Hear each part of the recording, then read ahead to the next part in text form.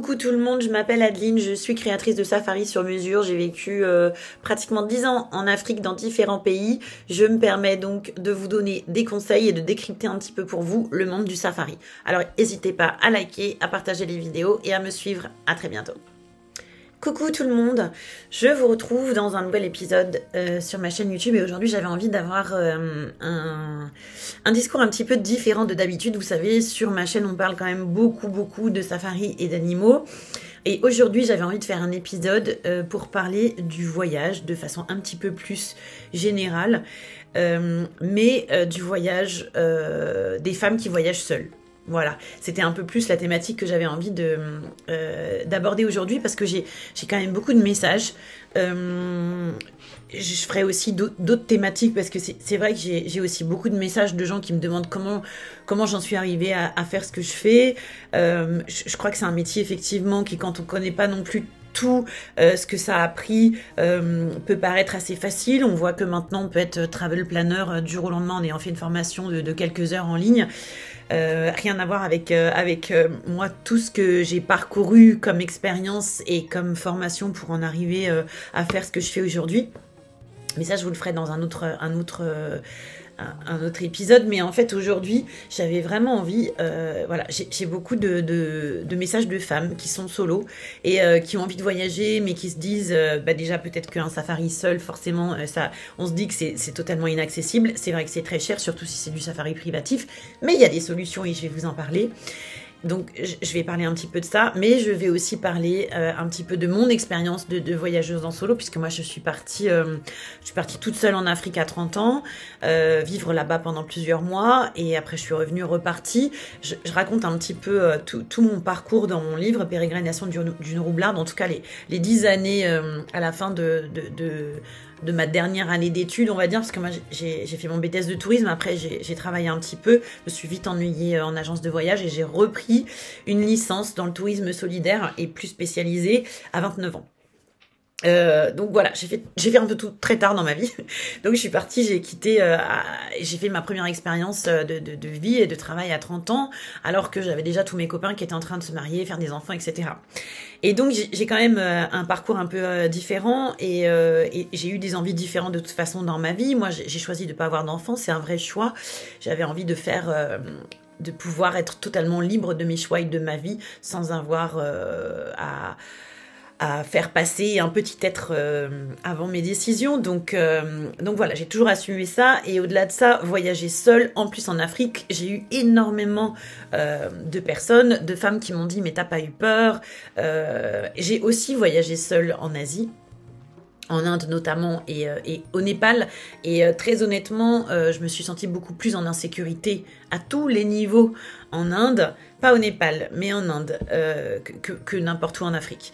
Alors je dis pas qu'il m'est jamais rien arrivé qui aurait pu potentiellement peut-être être un petit peu délicat en Afrique, mais en tout cas ça a été très rare sur toutes les années où j'ai vécu là-bas, et j'ai vécu seule. Je suis partie avec mon sac à dos et avec pas grand chose d'argent en poche la première fois. Et au-delà de ce témoignage, je voulais aussi parler de l'âge, parce que on a toujours, et j'ai beaucoup de femmes qui viennent me voir en me disant « oui, mais maintenant moi j'ai 40 ans, j'ai 50 ans, j'ai 60 ans, c'est trop tard, j'aurais rêvé, j'aurais adoré aller faire de l'humanitaire, j'aurais tellement aimé aller passer 2-3 mois en Afrique pour aller travailler dans un endroit où on soigne les animaux, etc. etc. » Mais je comprends pas en fait qui a dit, qui vous a mis cette injonction que, bon, ben, à partir de 40 ans, moi j'ai 47 ans, hein, à partir de 40 ans, ça y est, on est foutu, on n'a plus le droit de réaliser des rêves, mais c'est toute la vie qu'on a le droit de réaliser nos rêves, et quoi qu'il arrive, et même si on a des enfants, et même si on n'a plus d'enfants, et même s'il n'y a pas beaucoup d'argent. Moi, je me souviens quand j'avais 30 ans et que j'ai commencé à beaucoup voyager parce que j'avais cet appétit vraiment insatiable pour les voyages, pour la découverte, l'envie de bouffer le monde. Et mon père me disait toujours « mais t'es la fille la plus pauvre qui voyage le plus que je connais ». Bon, l'avantage que j'avais, c'est que j'étais quand même dans le tourisme, donc j'avais des avantages, on va dire, des possibilités d'avoir des billets moins chers, ce genre de choses, mais pas non plus énorme, hein, pas non plus des trucs de fou, hein. Et déjà, une première chose à déconstruire totalement, c'est que trouver au moins un exemple. Moi, je me souviens, je sais plus, j'aimerais trop vous la retrouver, mais j'avais vu une photo quand je vivais en Italie à Rome d'une petite dame qui était dans un aéroport avec sa canne, une dame qui devait avoir vraisemblablement au moins dans les 80 ans, qui marchait en plus un petit peu avec difficulté et qui disait au revoir à sa petite fille et on avait l'impression en fait c'était fait de telle façon qu'on pensait que c'était la petite fille qui partait, mais non, c'était la dame qui partait et qui s'envolait en Afrique pour faire une mission humanitaire de 3 mois. Donc, à partir du moment où vous êtes vivant, j'allais dire vivant et en bonne santé, mais même pas. Parce que oui, il faut un minimum de santé, mais même si vous avez un traitement, même si vous avez, j'ai envie de vous dire, rien ne vous rendra plus la santé que de voyager, que d'aller à la rencontre d'autres cultures et que de réaliser vos rêves tout simplement. Donc si depuis la nuit des temps votre rêve, c'est de partir solo. Alors, je vous dis par la première fois que je suis partie solo, bon, j'avais 30 ans, j'étais quand même encore jeune, mais pas toute jeune non plus. Donc là, j'étais quand même encore un peu inconsciente, mais c'est sûr que mon premier voyage, quand je suis partie en Afrique et que je suis arrivée au Kenya, je me suis dit, mais qu'est-ce que je fous là? Mais ça m'est arrivé plein de fois. Je me suis dit, mais qu'est-ce que j'ai fait? Qu'est-ce que je fous là? Mais c'est complètement normal. Il faut dépasser ce stade, c'est les tout premiers moments, les tout premiers instants d'inconfort, du fait de sortir de sa zone de confort. Mais ça, c'est la première injonction que je vous invite vraiment à dépasser totalement, que vous ayez 30, 40, 50. Moi, je n'exclus pas pour le moment, je me suis assez, on va dire, sédentarisée, ce qui m'étonne déjà de moi-même. Ça fait 4 ans que je vis dans le Tarn-et-Garonne, j'adore cette région, je suis installée, j'ai mes chats, je suis dans ma maison, j'ai mon jardin. Bon, pour le moment, j'adore vivre ici. J'ai trouvé ma petite... voilà, j'avais besoin à un moment vraiment de me poser après 10 années où j'ai pas eu de chez moi. J'avais besoin, à la quarantaine dépassée, de me poser, d'avoir mon petit cocon. C'est le cas depuis 5 ans maintenant. Pour le moment, je goûte toujours à ça en voyageant, mais beaucoup moins. Je continue à voyager pour le travail, mais évidemment beaucoup moins.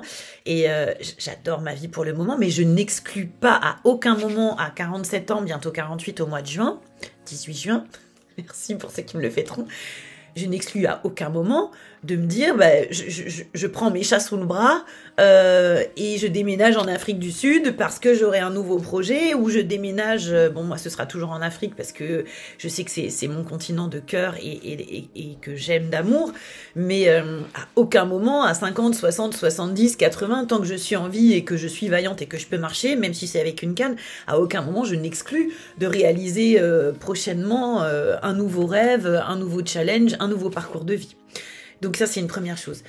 Le fait de penser qu'on est en insécurité totale quand on est une femme et qu'on voyage solo, écoutez, moi, je l'ai jamais ressenti. Ce que j'adore avec le continent africain, et je débrieferai pas par rapport aux autres continents, mais ce que j'adore sur le continent africain, c'est qu'il y a quand même un respect immense de certaines valeurs. Les enfants et les personnes âgées sont extrêmement respectés et surtout, on ne les touche pas. On voit des choses assez hallucinantes à l'heure actuelle dans le monde. Je ne vais pas rentrer dans les détails, mais quand on voit tous ces réseaux de pédophilie, des enfants enlevés, etc. Moi, j'ai jamais vu ça en Afrique et je ne pense pas que ça existe. Je ne pense pas qu'il y ait la possibilité d'installer ce genre de choses. Donc moi, en tant que femme, je me suis toujours sentie respectée. Il y a eu un ou deux moments, je le raconte dans mon livre, où il aurait pu, effectivement, parce que j'ai pas été assez rigoureuse et j'ai pas vraiment écouté toutes les règles de sécurité qu'on m'avait pourtant bien données en arrivant en Afrique, si jamais je devais me déplacer, etc. Surtout au Kenya, c'est pas partout pareil en Afrique. Et il y a des pays un peu plus sensibles que d'autres et des endroits dans ces pays plus sensibles que d'autres. Mais voilà, j'ai été un peu négligente sur certaines choses, mais en tout cas, il m'est jamais rien arrivé. Moi, j'ai toujours eu l'impression que j'avais une bonne étoile au-dessus de moi. Mais et honnêtement, en Afrique, alors, voyager solo, nous, on a un super... moi, l'agence avec laquelle je travaille, on a une super formule qui vous permet, si vous êtes voyageur solo, de nous solliciter pour vous joindre à des clients qui ont ouvert leur safari. Donc évidemment, c'est des dates fixes et un parcours fixe au niveau du safari, mais c'est pour vous proposer un safari partagé avec des personnes qui sont déjà inscrites, faire baisser les coûts de tout le monde. Et donc ça, en général, il y a minimum 2 inscrits. Si vous êtes seul, vous êtes la bienvenue. Si vous êtes 2 personnes seules, vous pouvez, voilà, jusqu'à 6 personnes sur un véhicule 4x4. On propose cette formule-là qui est quand même top pour pouvoir faire un safari, même si vous êtes solo, sans être sur un gros groupe de 15-20 personnes et un voyage de groupe qui est finalement totalement différent. Là, on reste sur les caractéristiques d'un voyage sur mesure privatif. Donc en fait, c'est une super formule et je crois que ça plaît quand même pas mal à pas mal de personnes. Donc voilà, j'avais envie aussi de vous parler, donc quand je parle de ne pas céder aux injonctions qu'on pourrait potentiellement... De toute façon, dans cette société des injonctions, quand on est une femme, on n'a que ça, on est né avec ça, on a grandi avec ça, que ce soit pour tout ce qui représente notre physique, ce qu'on a le droit de faire, ce qu'on n'a pas le droit de faire, à partir de quel âge on n'a plus trop le droit, etc. Donc franchement, moi je vous invite à lire ce livre qui est assez incroyable, que moi j'ai adoré dans tous les moments où j'ai eu des moments de déprime, où je me disais oh là là mais ça y est, je vieillis, je vais plus pouvoir faire ci, je vais plus pouvoir faire ça, parce qu'évidemment moi aussi ça me rattrape, des fois ça m'a rattrapé, c'est normal, puisqu'on baigne là-dedans depuis toujours et qu'on entend encore tous les jours des gens nous dire ce qu'on a le droit de faire ou ce qu'on n'a pas le droit de faire alors qu'on est... grand majeur vacciné, c'est Elles ont conquis le monde, les grandes aventurières de 1850 à 1950. Et dedans, regardez quand même les dates. Et là, vous verrez des femmes qui, pour la première fois de leur vie, sont parties, ont tout quitté à 40, des fois 50 ans, parce que c'est l'âge auquel elles ont perdu leur mari, elles ne savaient pas quoi faire et elles ont pris leur courage à deux mains et elles sont parties au bout du monde.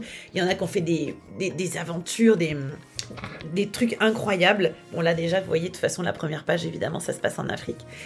Et je dis évidemment, je sais pas pourquoi, mais enfin, je sais pas pourquoi ça m'avait attiré l'œil aussi.